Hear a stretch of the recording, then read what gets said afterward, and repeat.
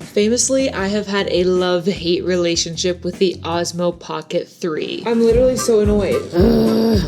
This is taking too long. It's not that intuitive. I swear, it shouldn't be this hard to frame stuff.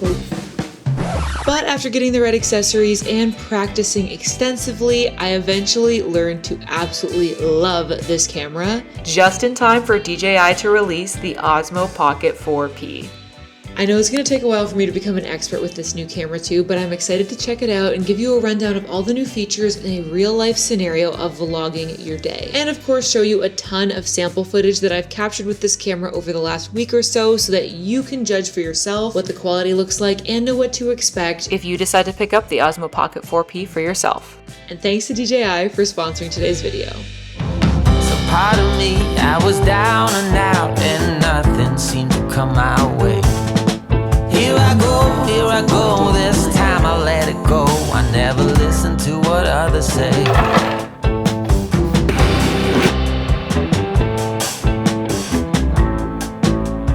Today is actually kind of a dark and dreary day. I've been doing most of my test filming on this camera on really bright, beautiful sunny days, so I feel like this is a good chance to see how it deals with low light. Yeah, I'm hoping it gets a little bit nicer out today, but for now, it's very cloudy.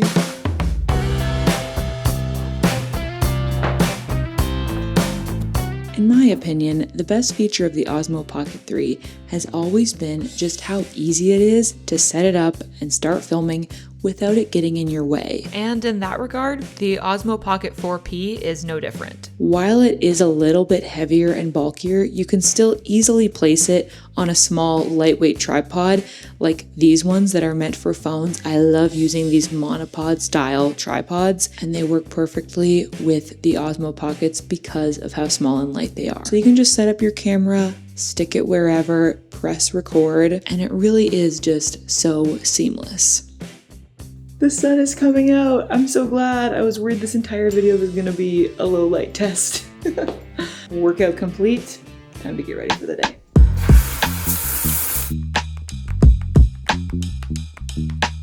So in many ways, this camera is just like the Osmo that we are familiar with, but let's talk about some of the ways that it actually differs. Obviously, the camera has two lenses now. We've still got that main 1x lens that we're used to. This is the same 20mm equivalent with an aperture of f2.0. So it pretty much gives you the same view that you got on the Osmo Pocket 3 and what you'll get on the Osmo Pocket 4. What's exciting is we get an additional 3x lens. This gives you a 60mm equivalent view with an aperture of f1.8. This combination gives you beautiful bokeh, so you get that cinematic blurry background we all love. With the 3x lens, you actually can get up to 6x lossless zoom, so you can zoom in even further without any loss of quality, and you can go up to 12x using the digital zoom feature. I really feel like I can't overstate how much of a game changer this second lens is. These zoomed in close-up shots really make for a more dynamic and like cinematic looking vlog. And I feel like the multi-lens thing is a big part of the reason why a lot of us continue to reach for our phones to film, even if you have these great cameras. And so to me, having the second lens means That the Osmo Pocket 4P is a true replacement to filming on your phone. Plus you get that improved quality and all the additional cool features I'm going to talk about more in a minute. And with the zoom lens, you're just able to like capture so much detail and texture that really brings your vlog to life. As I've been playing around with this camera in the last few days, I have constantly been switching over to that zoom lens, and really it makes it hard to believe that I ever like filmed vlogs without it. Like, yes, on the Osmo Pocket 3, we had the 2x option where you could like punch in and zoom in a little bit. But truly, it just does not compare to having a dedicated lens, especially when you see the kind of results that you get from the 3x lens. It's beautiful. There's just something about the DJI build quality that always holds up for me. Like when you go to flip the screen open, the camera turns on right away. There's very little delay. Everything is smooth, quiet. The buttons feel good. It just feels like a high quality camera. In terms of other physical features of this camera, we've got 2 new buttons. I am a huge fan of physical buttons. I personally just really prefer to be able to operate a camera by muscle memory and using like tactile buttons that I can feel rather than having to rely on a touchscreen where you need need to look at it to know that you're tapping on the right thing. Also, one of these buttons is a custom programmable button, which I am obsessed with. So speaking of that, I want to walk you through my custom settings for the Osmo Pocket 4P so you can copy them if you want. Okay, so swipe down from the top of the screen to open up your settings panel. Then you're gonna tap on the little C in a circle. Okay, so I have my single press set to joystick controls tilt/zoom. Basically what this means is the button is gonna toggle between the joystick controlling whether you are moving the camera back and forth, up and down, or whether you are zooming in. On the Pocket 3, you had to tap on the touch screen to do this, and it was the bane of my existence, so I'm so happy to have a physical button to do this. Just a reminder that the other button that we have here, this one is always set to changing zoom. If you press it, it'll toggle between the 1x lens and the 3x lens, or if you press and hold it, it'll smoothly zoom from 1x all the way up to 12x. But if you single press the little custom button, it allows you to use the joystick to control the zoom if you want. Next, I have the double press set to switch between C1 and C2. These are your custom settings, and it is so handy to have these because it allows you to quickly change between two different modes that you use all the time. To set these, you're gonna swipe down from the top again, and you're gonna tap on the little person icon with the plus in front of it. So you can see I've already got my two custom settings set. Before you do that though, press back and swipe up from the bottom to leave the settings menu, and make sure that you have the mode set up in the way that you want to save it. So for example, you can tap on the little video icon in the bottom left-hand corner and you can switch from video over to slow motion, for example. Then you can swipe up from the bottom and you can change your resolution and your frame rate, set it however you'd like it to be, and then swipe down from the top again, tap on that little person icon with the plus, and then save your custom setting. Now, when I double press the C button, I'm switching between my two modes, which are 4K video in 30 frames per second and slow-mo in 240 frames per second. This way, when I'm filming, I can really quickly switch between my regular filming mode and my slow-mo mode without having to go into the settings.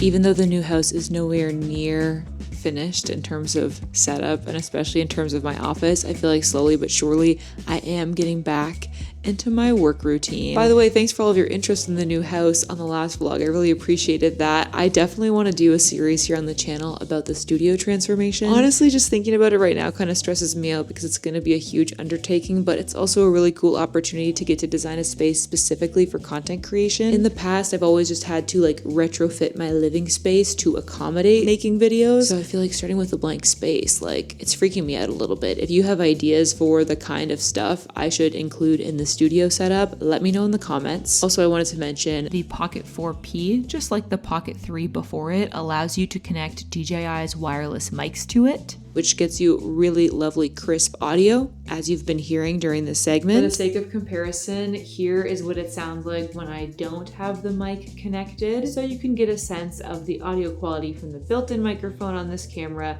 as compared to using DJI's wireless mics. So there we go. There's the audio difference.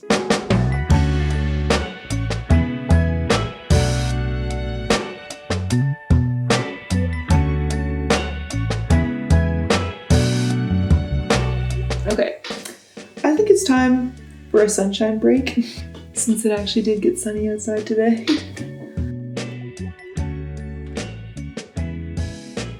When we first moved here, I was pretty intimidated by the idea of yard work because I just felt like it was a whole new genre of chores to add to the list. But now that we've been here a little while, I've started to feel like yard work is kind of a form of self-care. I just love the opportunity to get outside, spend a little time watering the plants, just not looking at screens for a while. So if you want to start tracking yourself, it's actually really easy. You can either double tap on yourself on the screen, or you can just press in the joystick and it'll lock onto your face, and no matter where you move around, it's going to keep you in frame.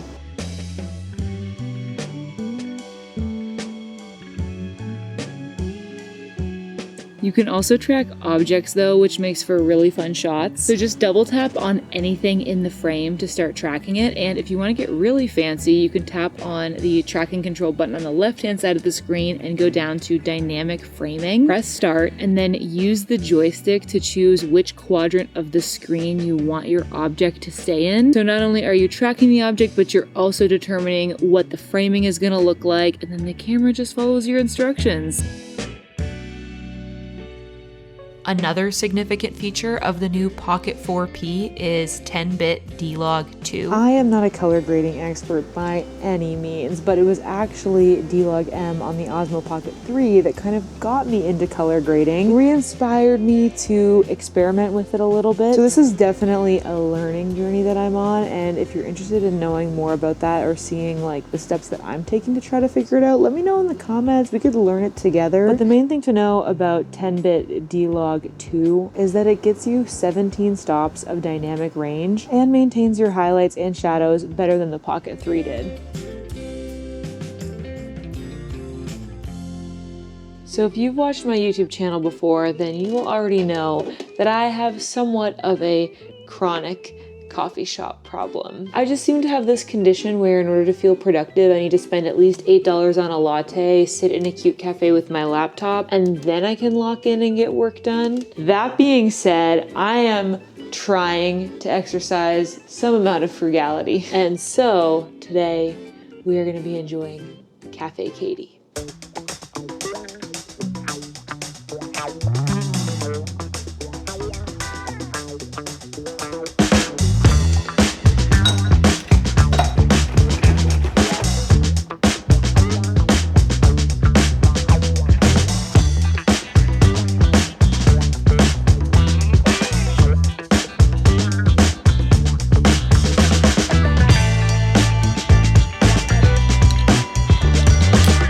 Something else I wanted to mention about this camera is that the accessories that I bought for my Pocket 3 are for the most part compatible. And they still work with this new camera because the shape of the handle is the same, which I really appreciate that DJI didn't change that because all of this stuff continues to be useful. So this is a magnetic mini tripod from K&F Concept. It's got this articulating arm on the back, which you can like manipulate to turn into a little tabletop tripod, which is nice. But the cool thing about it is this circle part is magnetic, so I can position it and basically magnet the camera to anything. It's also got a spot for a wrist strap, and I keep my cute little beaded wrist strap on it, and I basically keep this on the camera all the time. Before I had the magnetic mini tripod, I had this little silicone base, also from K&F Concept, and you just slot the Pocket camera right into it, and it just makes it so that it can sit on a tabletop and it's not gonna like tip over, but it takes up barely any more room than like the base of the camera normally would. So it's just like a very nice small form factor option. The added benefit of this magnet one though is because it clamps around the outside of the camera, it keeps the like plug at the bottom available, which means when I have my extendable tripod here, I just keep the like 1/4-20 adapter always on the tripod. And so then I can just very quickly click this on and we're ready to go. And then if I want to get a close-up shot, I just release it from the base here and then adjust the bottom, and then I can set this anywhere. My other favorite accessory, which I'm glad still works, is this magic arm from Small Rig. You actually can use this with any camera, but I have another K&F Concept, just like adapter plate, which still fits. Anyway, you can just clamp this onto anything basically, and it allows you to get creative angles and like position the Pocket camera even in like an overhead rig type of setup. And yeah,